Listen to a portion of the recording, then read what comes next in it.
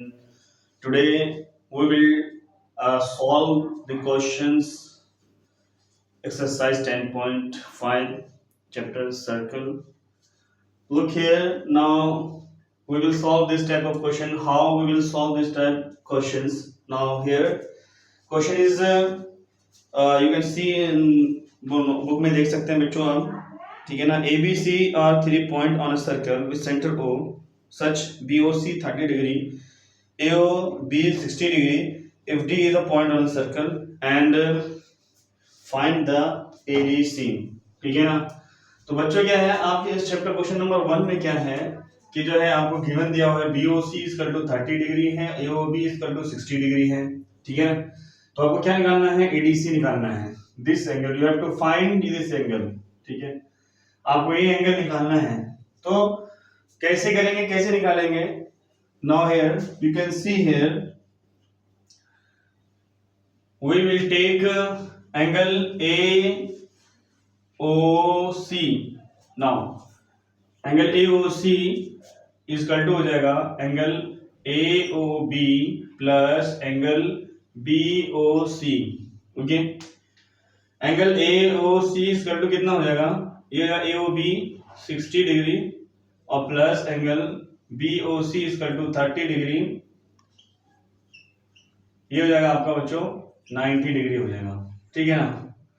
और angle ADC क्या हो जाएगा एंगल ADC ये हो जाएगा हाफ एंगल AOC ठीक है।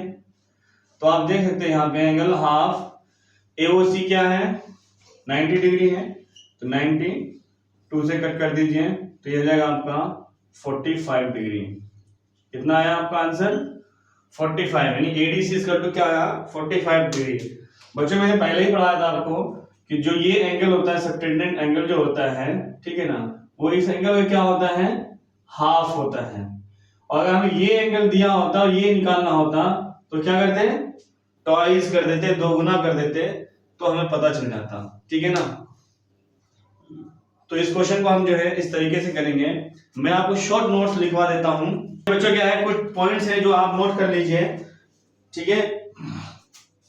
ये इसके आगे लिखिएगा क्यों है तो आप लिखिएगा यहाँ पे we know that angle subtended by angle subtended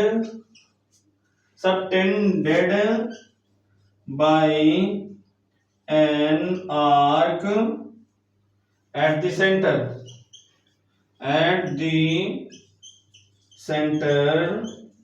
is double the angle subtended by any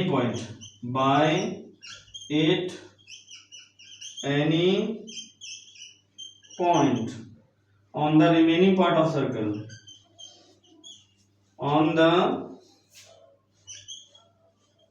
remaining part of the circle। तो बच्चों आपको क्या करना है इस पॉइंट के बच्चों आपको याद रखना है ठीक है ना।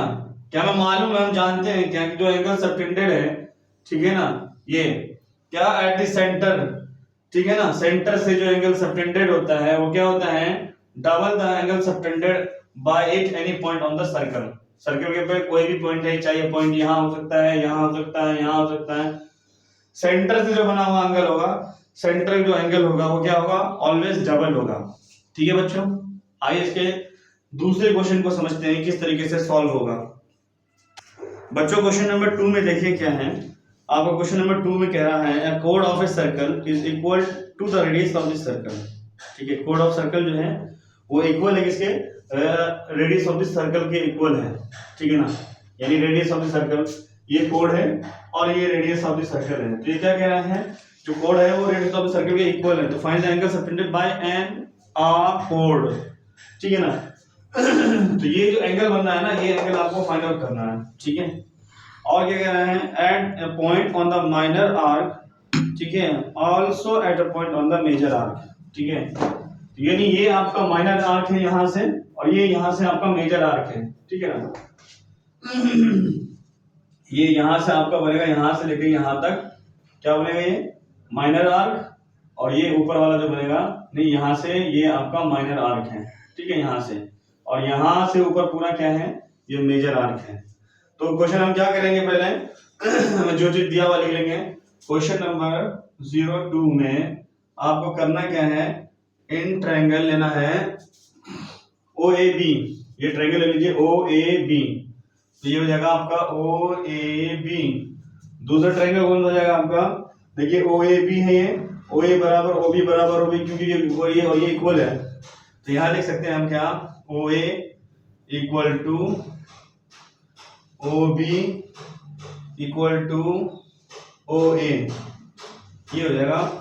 ये आपका क्या है, रेडियस है, ठीक है ना। उसके बाद क्या कह रहा है, now triangle OAB is a equilateral triangle, is a equilateral triangle, ठीक है ना। अब इक्विलेटरल ट्रायंगल क्यों हो जाएगा, देखिए क्वेश्चन में कह रहा है कि जो कोड है वो रेडियस के इक्वल है, तो ये और ये तीनों क्या है, इक्वल है। तो इक्विलेटरल ट्रायंगल क्या कहता है, जो इक्विलेटरल जिसके तीनों साइड क्या होते हैं, इक्वल होते हैं, वो क्या है, इक्विलेटरल ट्रायंगल है, ठीक है ना। तो इस तरीके से क्या हो जाएगा, OAB या AOB जो है आपका क्या हो जाएगा, इक्विलेटरल ट्रायंगल हो जाएगा। तो आप देख सकते हैं इक्विलेटरल ट्रायंगल क्या होता है, आपको पता है कि इसमें जो है ईच एंगल जो होता है, ईच इंटीरियर एंगल क्या हो जाएगा, each interior angle of this triangle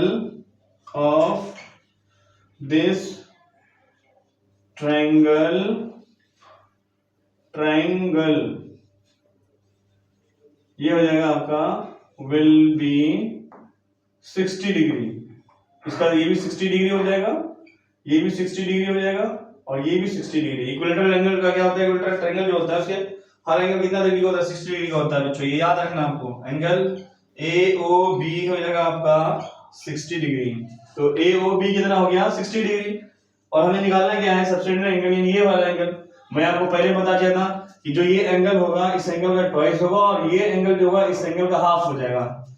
तो angle ACB, angle ACB equal to हो जाएगा हाफ एंगल AOB।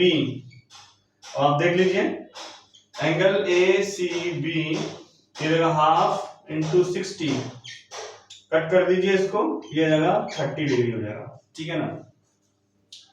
तो हमें मालूम है क्या चीज, कि इन साइक्लिक क्वाड्रिलेटरल कितना होता है, क्वाड्रिलेटरल, इन साइक्लिक क्वाड्रिलेटरल ACB बनता है, देखिए ACBD, तो क्या बनता है हमारे पास, ACBD, ये एंगल बनता है, ठीक है। तो जब ACBD बन गया हमारे पास, तो बच्चों हम ACBD में देखेंगे, क्या देखेंगे, यहां आपको समझ में आ गया इतना, ठीक है, इस तरीके से करना है। अब देखिए ACBD में क्या बनेगा हमारा, इसको इरेज कर देते हैं, ठीक है। अब देखिए ACBD में हमारा क्या बन गया, ACBD में ये एंगल ये इसका अपोजिट है, ये एंगल इसका अपोजिट है, ठीक है। तो ये क्या हो जाएगा आपका angle ACB plus angle ADB, ये हो जाएगा आपका 180 डिग्री, ठीक है। यहाँ अपोजिट लिख लीजिएगा, opposite angle in cyclic quadrant, opposite angle in cyclic quadrant क्या होता है, 180 डिग्री होता है। तो angle ADB equal to 180 degree minus 30 degree equal to 150 degree हो जाएगा, ठीक है ना। तो यही आपको निकालना था, ठीक है बच्चों, यही एंगल आपको फाइंड करना था। तो ये कितना आ गया 150 डिग्री, यानी ये वाला ADB ये 150 डिग्री आ गया, 150 डिग्री, यही फाइंड करना था। तो इस तरीके से क्या है, इस तरह के क्वेश्चन को इस तरीके से सॉल्व करेंगे, ठीक है बच्चों। जितने भी प्रॉब्लम्स आएंगे आपको जो है बच्चों से क्या है कॉन्सेप्ट क्लियर होना चाहिए।